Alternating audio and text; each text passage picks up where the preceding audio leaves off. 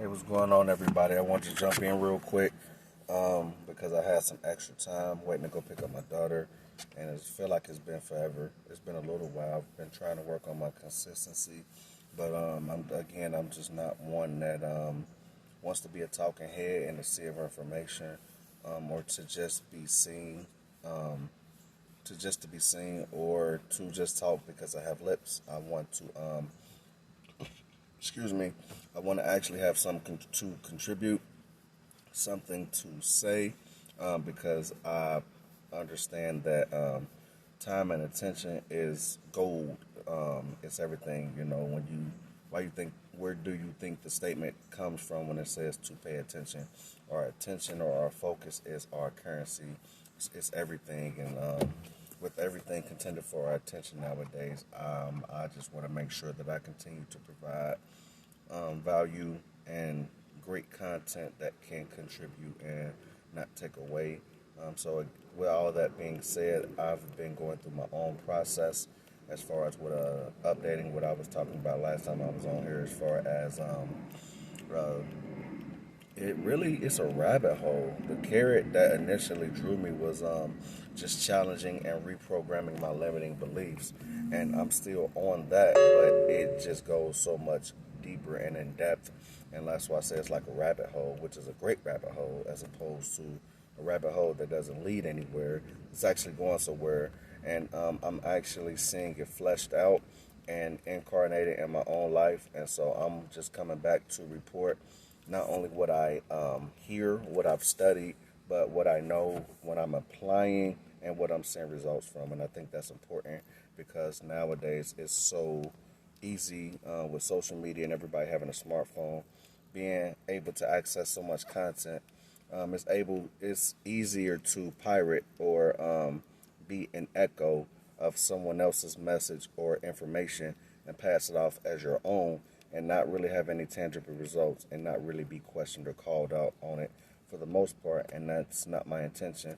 I want to be one that not only teaches and speaks from a place of conviction and actually doing the work and experience, but I also want to be able to have results. And so I think it's important that whoever we decide to listen to, that they have fruit behind what they're saying, and that they are one that is actually engrossed in doing the work. It's important to have at least done the work, but you also want to be continuous and current and up to date. So you want somebody that has been through the process and who was actually actively in the field, applying and being first partaker of what it is that they are trying to give out. And so that is my objective, is to lead and be out front and be a pioneer and to be a catalyst of what it is that I'm trying to convey. And it's been a journey. It's been a great journey. Oh my God, I can see, and but more importantly, I can feel on the inside the changes that have taken place and that are taking place. And it's been a journey. It's been a bit of a challenge with me working 12-hour days, and I've been working 5 or 6 days a week for the last maybe month or so. So it's been a challenge. And so in order for me to reframe it and to flip it, I've allowed that 12 hours to be my seminary or to be my university. And so I just pop an earbud in and I just use those 12 hours productively to feed me and feed my inner world, because no matter what we're doing on the outside, we live, and the objective is to deepen in it, but we are to live from the inside out. So we can always be cultivating our internal world even while we're physically doing something. And so I've used that and I've utilized that time for my growth, and it is yielding tremendous results. And I see things changing on the outside, and so it's a glorious journey, and I'm enjoying it. There have been some challenges, but as I'm continuing to rewrite the narrative, rewrite my story, and to reframe it, even those challenges has helped my growth. And that's one thing that I have learned, but it's really being reinforced, and I am learning now. And it's that in order to grow, like, you can't have growth and complacency or your comfort zone at the same time. And so if you are really committed to a lifestyle of growth, that means that you have signed up for a lifestyle of discomfort. And so the paradox is that we have to become comfortable with being uncomfortable.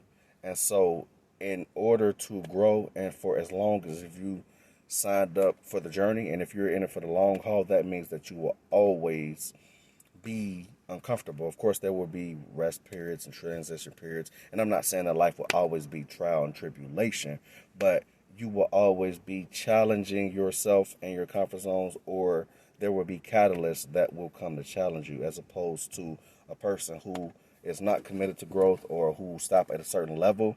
Life is still going to happen to them, but if they decide to quit on the journey, then that's a whole nother different problem. But and so once I realized that, and I realized that everything doesn't have to be lilies and roses and unicorns, and it's not precisely, it's really not supposed to be. It's kind of paradox. Um, Ultimately, we do create our own reality, and what I'm trying to say is that it won't be without resistance, and we perceive that resistance to come from outside of us, but it really is coming from the inside of us as being projected outside of us, so that we can think that it's an outside force. So essentially, this it's nothing that we can do about it, but the whole time it's coming from inside of us. Because the more that you learn about the brain and the subconscious mind, you will find that it's a fixed system. It doesn't really like change. It doesn't like new information.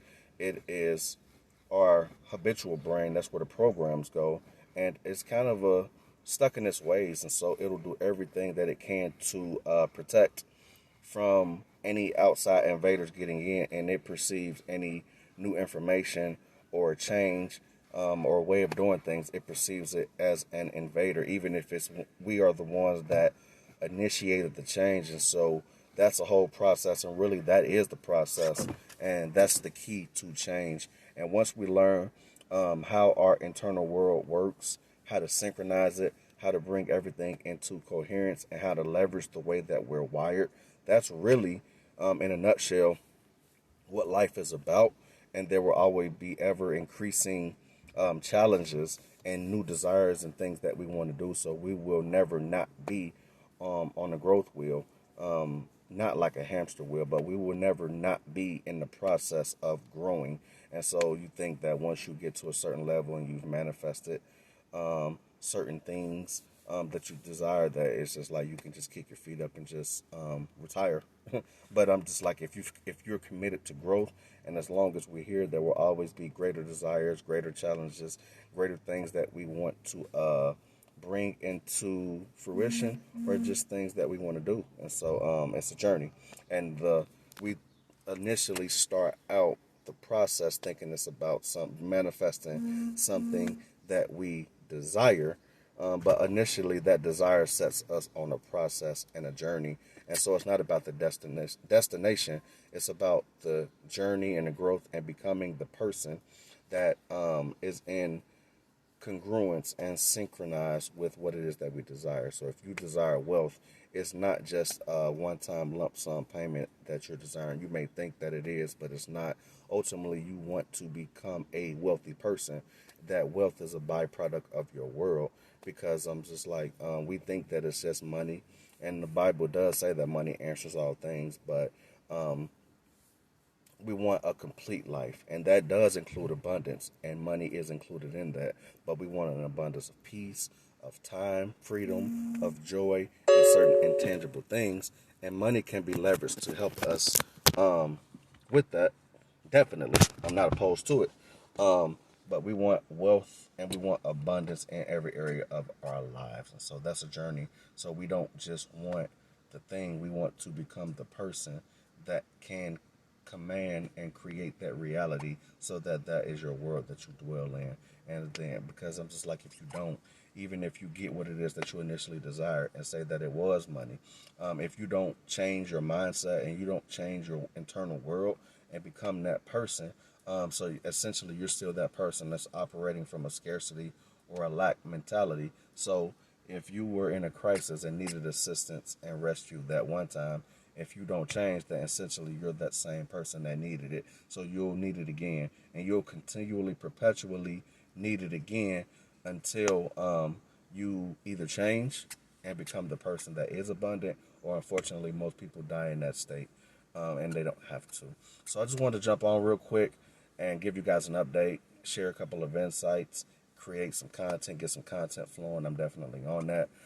My time is definitely freeing up, and that is, man, if you don't know nothing else, man, time freedom. And granted, you have people with an abundance of time, so technically they're time free, but they don't have the money. So of course, abundant, like I was saying, in every area, you want time freedom, you want financial freedom, physical freedom, spiritual freedom, mental freedom, all of the above. All of that is encapsulated in that word.